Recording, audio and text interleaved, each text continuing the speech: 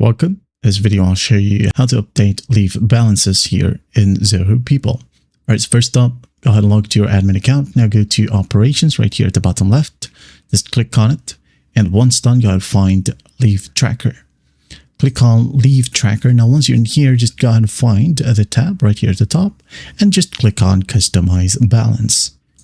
Click on it and you will be able to see a list of your employees right here. And also, by the way, yourself. Okay. Let's say you're going to add in a sick leave balance for yourself. So just click on sick leave right here.